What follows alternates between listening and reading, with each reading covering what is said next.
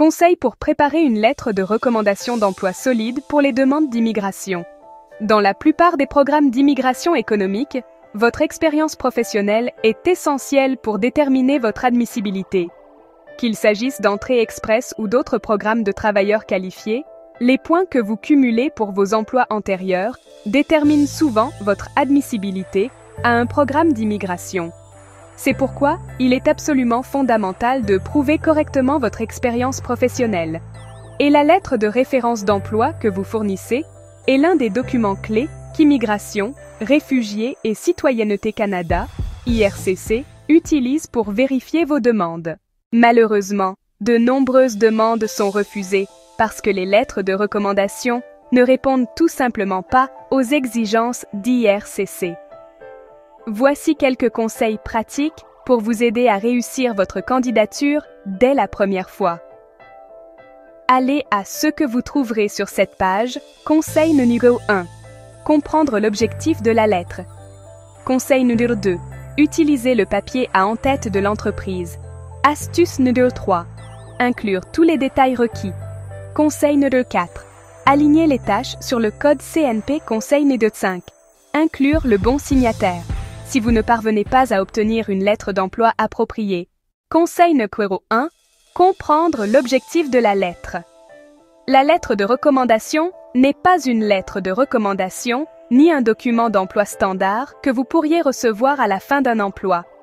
Il s'agit d'une lettre spécialement conçue à des fins d'immigration, destinée à fournir à IRCC les informations nécessaires à l'évaluation de votre admissibilité. Comme il ne s'agit pas d'un document courant, ne présumez pas que votre employeur saura quoi inclure. Vous devez le guider avec soin. Fournissez-lui une liste de vérifications claires, l'accès au code CNP sous lequel vous postulez et un exemple de lettre afin qu'il comprenne exactement les attentes d'IRCC. Cela garantit que la lettre contient tous les renseignements requis et évite les retards ou les refus causés par des informations incomplètes. Conseil numéro 2. Utilisez le papier à en-tête de l'entreprise. La lettre de référence doit être imprimée sur du papier à en-tête officiel de l'entreprise avec le logo de l'entreprise. Adresse complète coordonnée. Cela permet de confirmer l'authenticité de la lettre. Astuce numéro 3. Inclure tous les détails requis.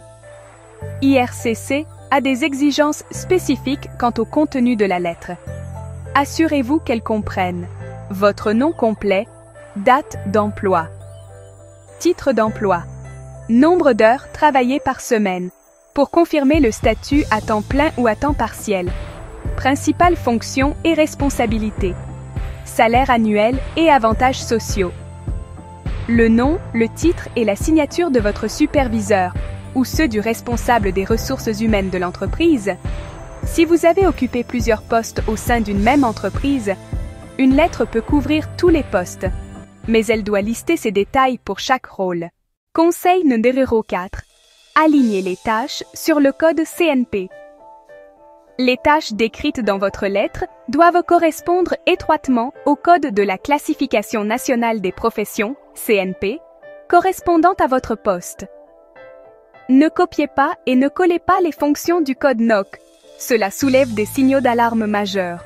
Au lieu de cela, écrivez-les avec vos propres mots, en vous assurant que les tâches et responsabilités que vous énumérez reflètent avec précision le travail que vous avez réellement effectué.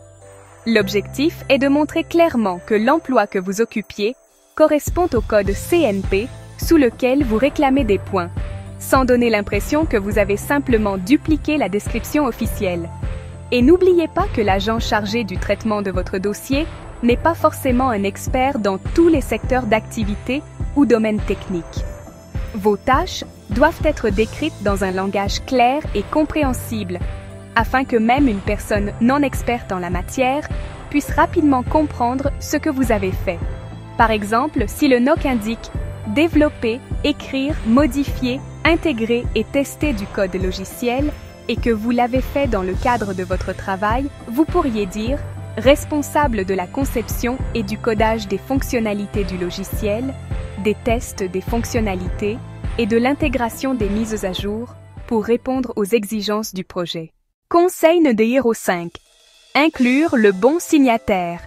La lettre doit être signée par votre supérieur hiérarchique direct ou une personne détenant une autorité officielle au sein de l'entreprise, comme un responsable RH ou un responsable du personnel. Leur nom, leur fonction et leur signature doivent de figurer sur la lettre. Si vous ne parvenez pas à obtenir une lettre d'emploi appropriée, il est parfois impossible d'obtenir une lettre détaillée d'un ancien employeur. Dans ce cas, vous devez rédiger une lettre d'explication détaillée. Expliquez clairement pourquoi vous ne pouvez pas obtenir la lettre officielle et détaillez vos démarches. Soyez honnête et précis.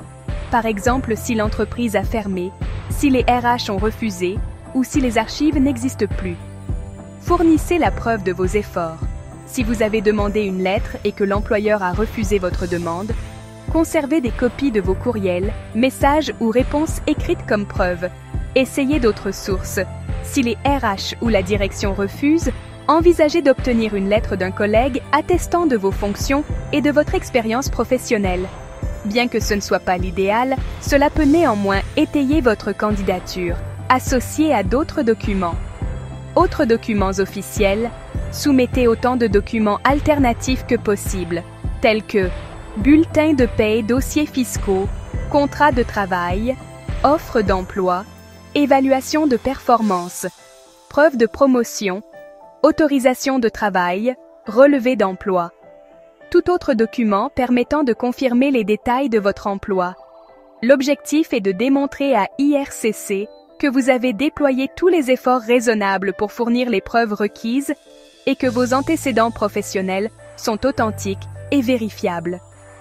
Cependant, même avec une explication détaillée et tous les documents justificatifs, la décision finale d'accepter ou non votre demande sans la lettre de recommandation obligatoire revient entièrement à l'agent de traitement d'IRCC.